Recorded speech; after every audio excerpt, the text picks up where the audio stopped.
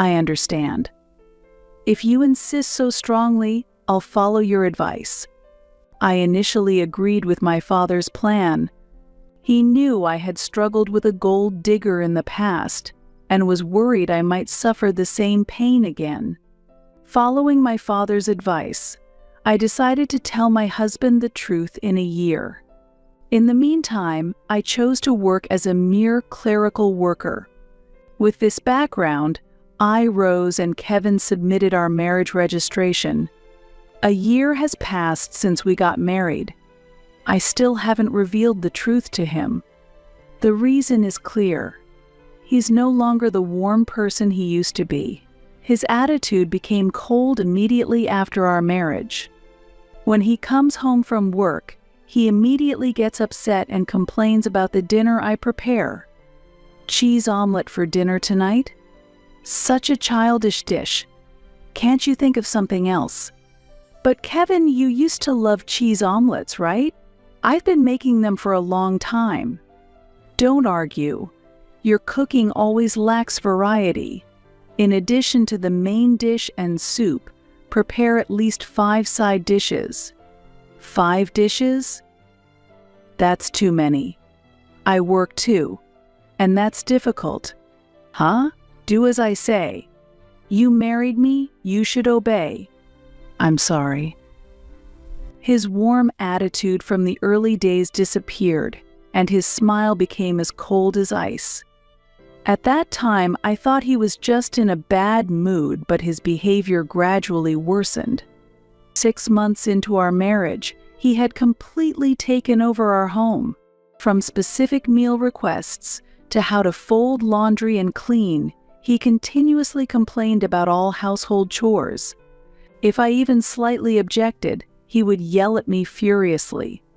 I was able to bear just being scolded, but sometimes he would even throw the meals I made into the trash. 1 year into our marriage, his controlling behavior remained unchanged and had, in fact, worsened. The other day, I got home late from work because of overtime, and it was past 7 p.m. When I arrived home and said, "I'm home," he immediately raised his voice. "You're late. What time do you think it is?" "I'm sorry, work dragged on. I'll prepare dinner right away." Work dragged on? As if you have that much work to do. It's true. I'm also handling accounting tasks, so there's a lot to process. Don't argue.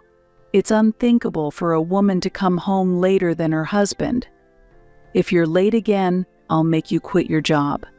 Wait, that's... Out of fear of him, I couldn't say anything back. Looking back, I should have distanced myself from him earlier. However, I had gone against my worried parents and married him, so I couldn't reveal the truth.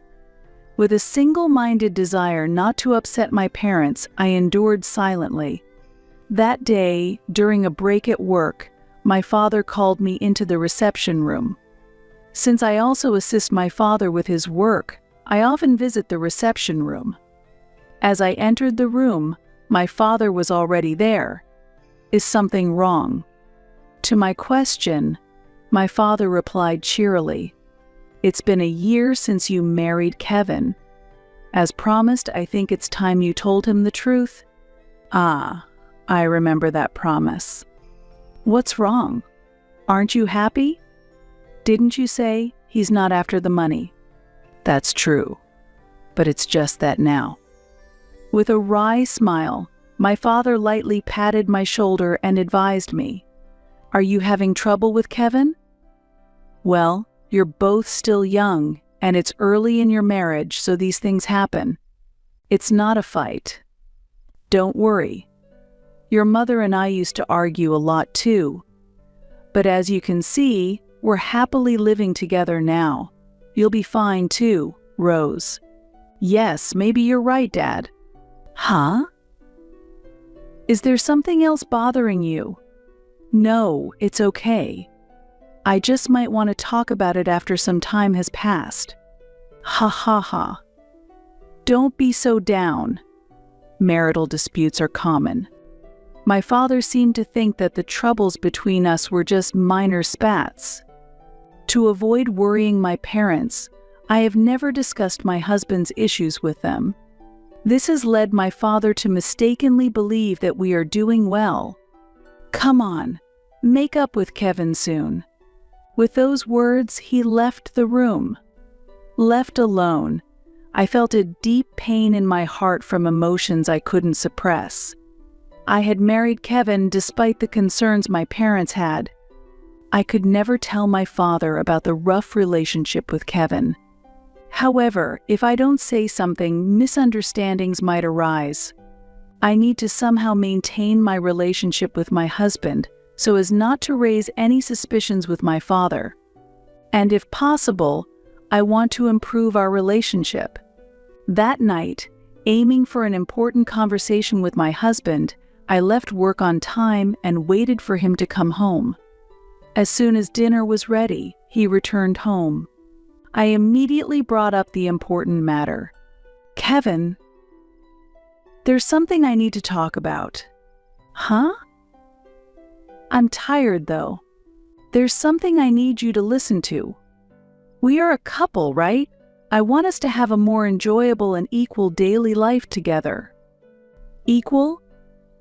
How? What are you talking about? There's no way you and I are on the same level. He grabbed my bangs and pulled them up forcefully. Ouch! A cry escaped me, but he did not loosen his grip. Watching me struggle, he continued his words slowly, as if taunting me. Listen, I did you a favor by marrying you. You should be grateful that I married someone as unsophisticated and clumsy as you. Did me a favor? Kevin, you said you loved me, didn't you? You actually believe that. I pretended to love you because you're docile and easy to use like a housekeeper. That's not true. All you need to do is quietly do as I say, housekeeper. With those words, he pulled my hair and drew me towards himself. From that day on, I decided not to expect anything. It seemed unlikely that I could have an equal relationship with him. However, I couldn't worry my parents, and divorce wasn't an option. Gradually, I lost my appetite, and I began to live my days as merely a housemaid with my husband. One morning, I woke up feeling extremely lethargic. My head hurts, and I'm feeling chilly. When I took my temperature, it shockingly read 105 degrees. Enduring the pain in my joints, I somehow managed to get up and spoke to my husband. Kevin, I'm sorry, but I don't think I can make breakfast this morning.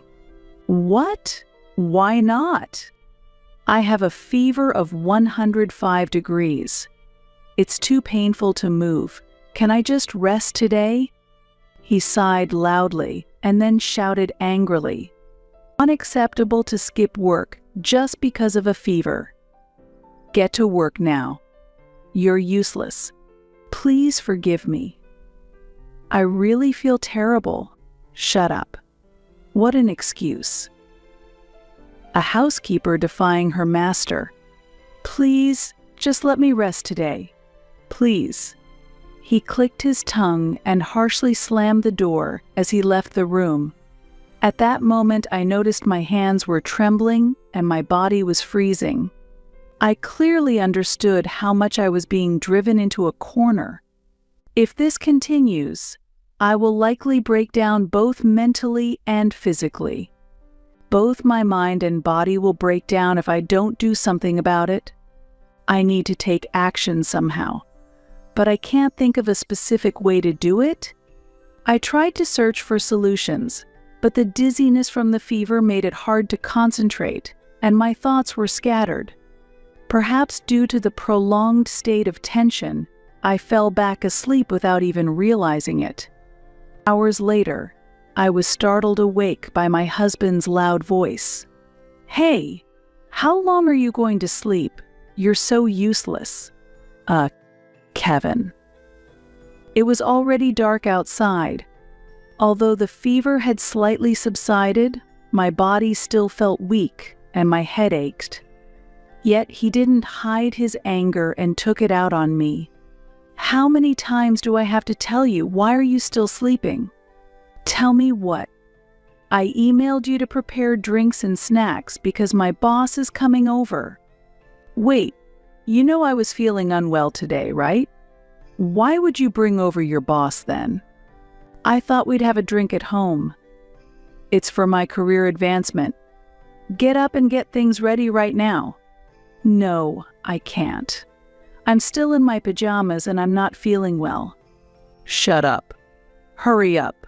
He pulled my arm, forcing me to stand in the kitchen and then rushed to the entrance where his boss was waiting. "I'm sorry to keep you waiting." "Please come in." From the entrance, I could hear my husband's cheerful voice. "Are you sure it's okay?" "At this hour." "Isn't it a bother for your wife?" "She's not my wife, just a housekeeper." "A housekeeper?" "Yes, sort of a housekeeper and wife situation." "Please don't worry about it." As he spoke, my husband led his boss into the living room. In my pajamas, still without makeup, I greeted him in embarrassment. "Nice to meet you. My husband often speaks of how much he appreciates your support. I apologize for my appearance." "Ah, I'm Manager Powell.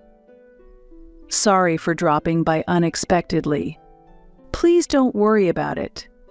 I'll prepare some drinks right away." As I headed back to the kitchen, harsh words from my husband followed.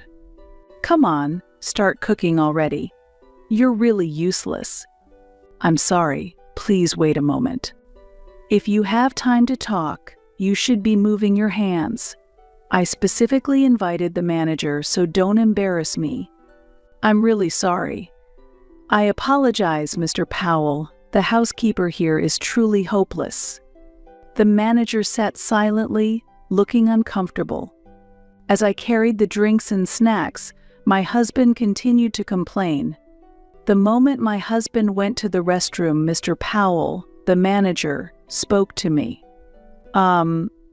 Unable to ignore him, I hesitantly responded to his question. "Yes. How can I help you?" "Oh, yes. You are Miss Sanders, the daughter of President Sanders, aren't you?" My last name used to be Sanders. He was referring to my father when he mentioned President Sanders. "Yes. How do you know that?" "I once visited your father's company for business purposes and met you there. I remember you served us coffee that time." I usually assist with business meetings at my father's company, serving coffee and being introduced as his daughter. And Mr. Powell was one of those business associates. I knew that my husband's company was a partner company of my father's business, but I had not yet told my father that my husband worked at the company where Mr. Powell was employed. While glancing towards the restroom, Mr. Powell continued in a whisper. Is your husband always like that?" "Yes, unfortunately." "I can't believe it. That you're being treated this way. Why don't you tell your father?" "It's just that." "Please don't ignore this issue. Let me do something about it."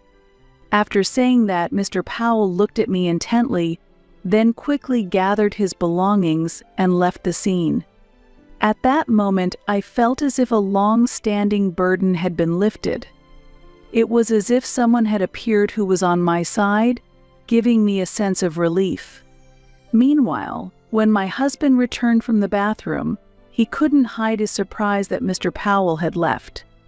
"Why didn't you stop him, you useless airhead?" Despite his shouting, the encouragement from Mr. Powell gave me the strength to endure.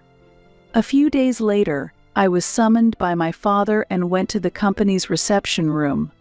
When I entered the room, there was Mr. Powell and my pale-faced husband. "Wait, why is Kevin here? And Mr. Powell too?" I was confused and couldn't grasp the situation. In the tense atmosphere, My father began to speak with a stern face. "I've heard everything from Mr. Powell. You've been treated terribly by Kevin, haven't you?" "Yes, that's—" "I understand. You were keeping quiet so as not to sadden me, weren't you?" "Dad." "Mr. Powell, thank you. It's thanks to you that my daughter was saved." As Mr. Powell smiled in response to my father's gratitude, my father turned a stern gaze to my ashen-faced husband. "Kevin, I had no idea you were such a person. I shouldn't have allowed my daughter to marry you." "Wait, please." My husband tried to counter in a frightened voice. "I had no idea your father was our business partner, and that you were the president's daughter." "Shut up. Are you saying you would have treated Rose better if you had known? You are truly the worst." "No, that's not it. There are circumstances." "There are no circumstances. I plan to discuss your actions with the president of your company. I've known him for a long time. Please forgive me." My husband knelt down, tears streaming down his face. Then, with a desperate expression, he began to plead for my help. "Rose, could you please talk to your father? What should I tell him?" I exploded with the anger I had been suppressing. "Do you understand how much your domineering attitude has tormented me?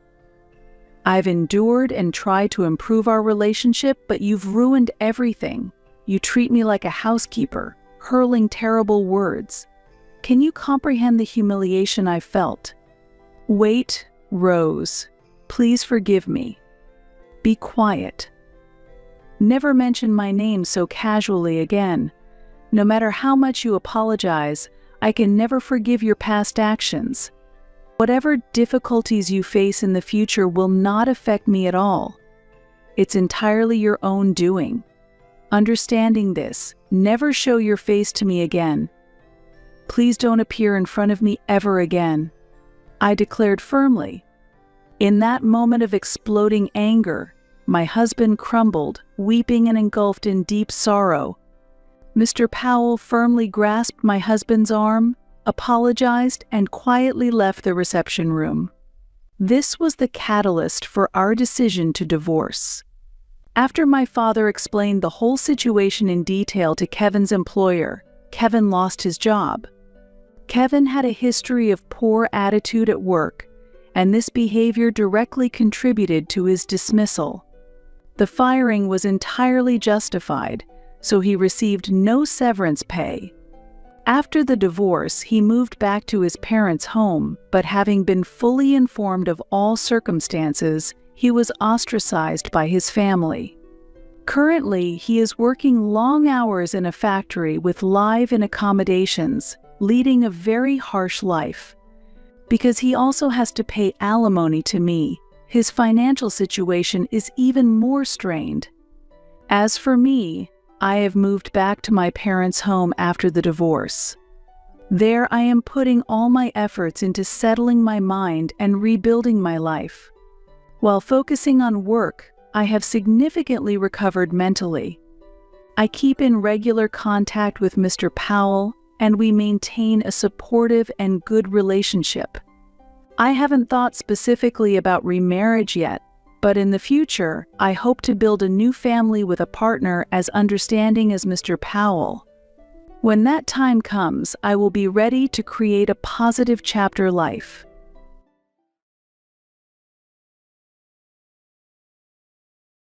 To adults, a decade might not seem like a long time. It might feel like it passes in an instant. However, my daughter, who was once a primary school student, is now old enough to be a working adult. My husband, Paul, who left us on his own will, has been staying at his parents' house for a decade now, failing to fulfill his duties as a father. My mother-in-law, who allowed this, is the same. Even if I were proposed a house where all our generations could live together, what they probably would want from me is nothing but to be their housekeeper. It's too late now. Even if they start acting friendly upon sensing money. I have spent a decade raising my child alone. Unlike you, I haven't wasted my time. My name is Judy, 53 years old, a full-time housewife with a part-time job. My only daughter, Hannah, who commutes to university from home, recently received a job offer and will start working next year. I am worried about her as she is still oblivious about the world, but I am happy that she has grown up well. Raising a child felt like it went by in a flash, but I still have her student loan to repay. For over 20 years, I have prioritized my daughter, but I wonder what my life will be like from now on. It might be nice to travel, enjoy hobbies, or join the gym I've always wanted to go to. However, right about this time, both of my parents passed away. Their death was sudden, caused by a rear-end collision, killing them both on the spot. It was so sudden that I had no time to mourn, busy with funeral preparations and inheritance matters. After the meeting with the tax accountant was over and things seemed to have calmed down, I finally burst into tears and suddenly realized I should let my husband know. I picked up my phone and called him. There was no response. Of course, he wouldn't answer. I knew that. I had tried several times before the funeral, but he did not respond. I sent messages, but there was no reply. After several attempts, I got busy and forgot about him. More than a week had passed. I don't consider myself heartless for not thinking about my husband at such a time. In fact, it's been years since my husband stopped coming home. He's not missing. He's living at his parents' house. Since he left the house of his own accord, he has kept his distance from me. At times, it can be troublesome and annoying if you can't get in contact. If there is an emergency, I can only leave a message with his parents' home phone. I was puzzled when my husband first left. I don't really know why he left, since he refused to talk to me about it. But I could care less about the reason once I was caught up with childcare and a full-time job. I felt it was pointless to try to understand someone who would go to such lengths to abandon his family. From the beginning of our marriage, he had prioritized his own family more than us. We argued about this many times. Even if I emphasized repeatedly that we had our own family to protect, he would break his promises whenever his mother would ask him for a favor. It didn't matter if we had prepared to go out or booked a trip. Still, I felt he tried to contribute to the family when our daughter was young. But when our daughter reached teenage years and her attitude towards her father became colder, his mother suddenly hurt her back. That year, there was a lot of snow, and my daughter and I had caught colds. He said he would help out at his parents' house for a while, since it was a difficult time for his mother, but he never came back. How a husband who couldn't handle household chores at all was useful?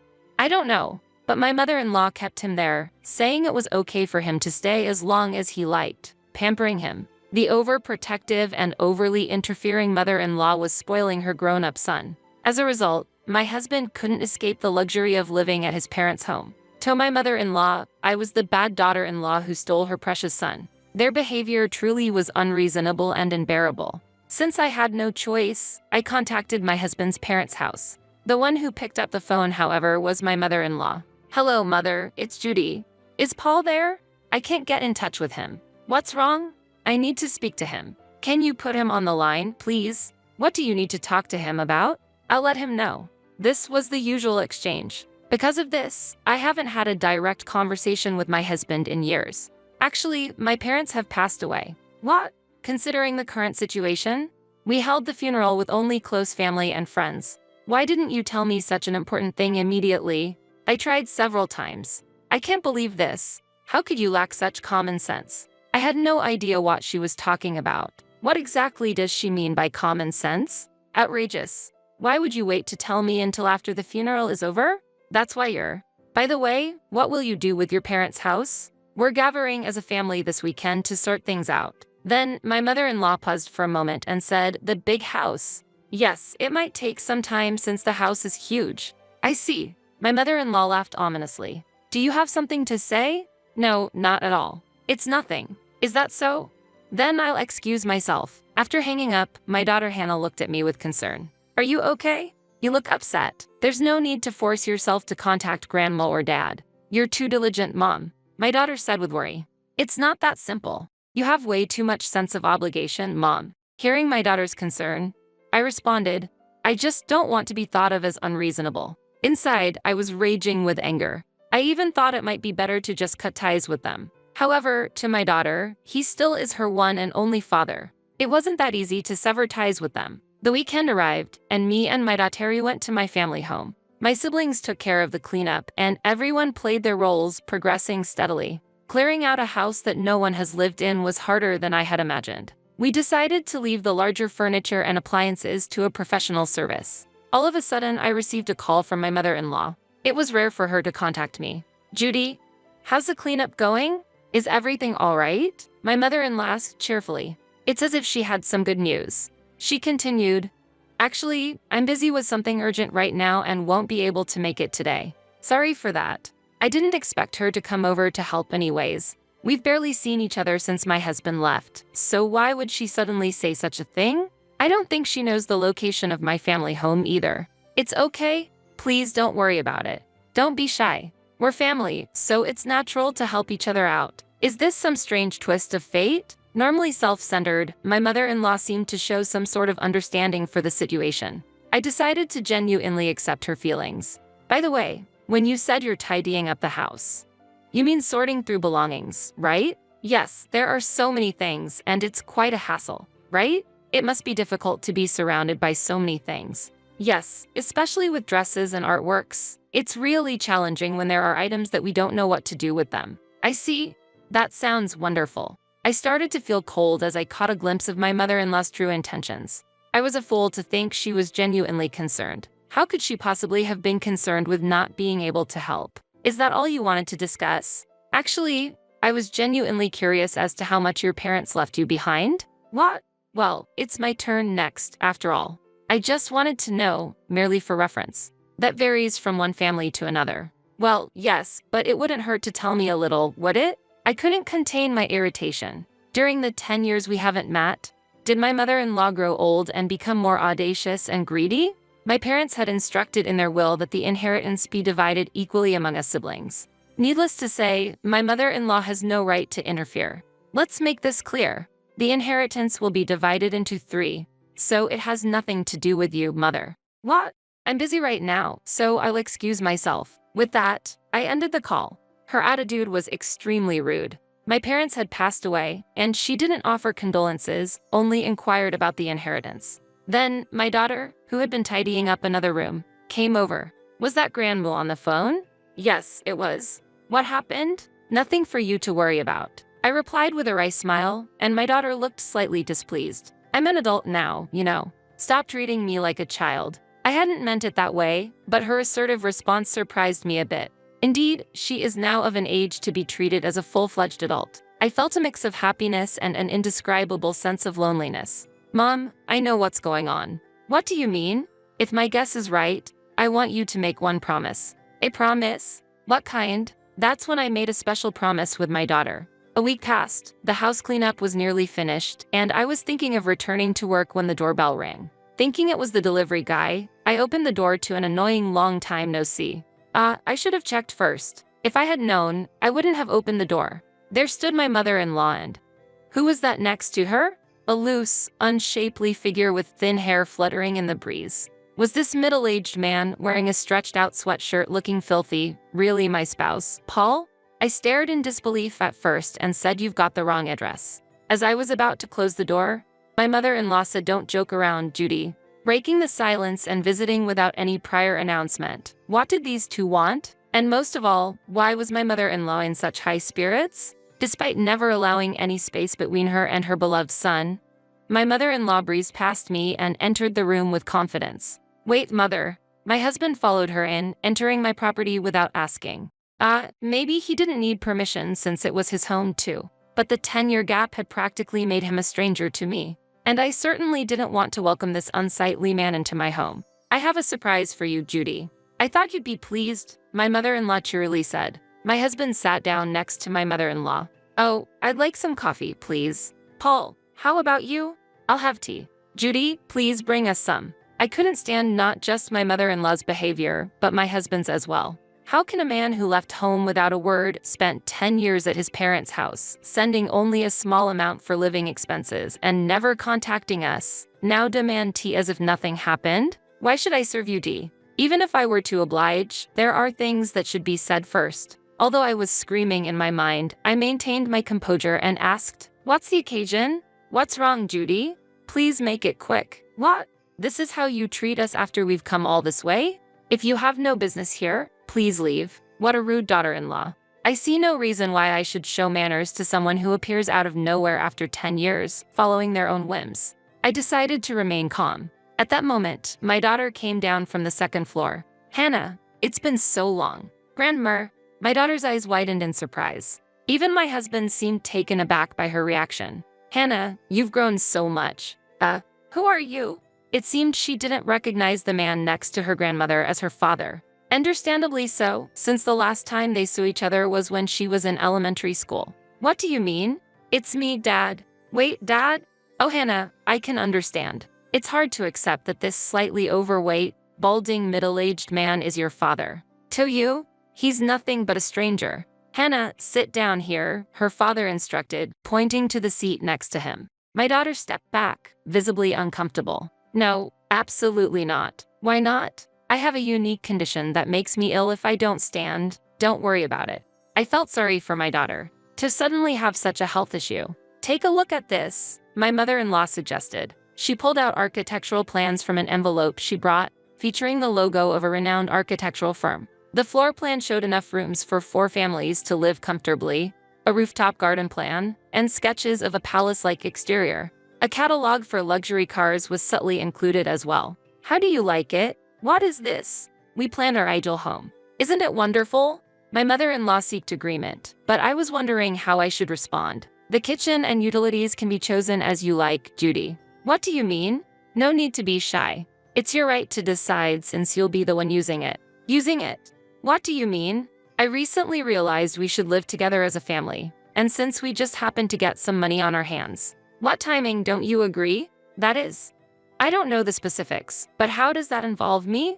We're family, aren't we? I believe family possessions should be shared. I couldn't grasp the details, but it was clear to me that my mother-in-law was going out of control. Desperate to turn the situation around, I turned to my husband. What do you think? However, in response to my question, they just exchanged looks and nodded silently. Then, my mother-in-law whispered something to my husband so I couldn't hear. It's as if a secret meeting was taking place. My husband finally spoke up. Seems like it's time for me to return home. Confused, I let out an unintelligible noise. What? With the $3 million we inherited, I'm thinking of building a 2-family house to live there with my parents. My mother-in-law nodded smugly. Isn't that a great plan?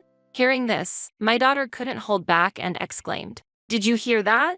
Mom, it's just like I said." I couldn't help but laugh. Haha, I can't believe it really turned out just as you said. Ahaha, Hannah, you're amazing. We shared a laugh and the atmosphere lightened. Seeing this, my mother-in-law and husband also seemed pleased. I'm glad you two agree. True. The construction date is already set, and all that's left is to pay the down payment. My daughter confronted the two, who seemed to be misunderstanding. You're completely wrong. Grandma, Dad, don't you think you're being a bit too oblivious? Huh?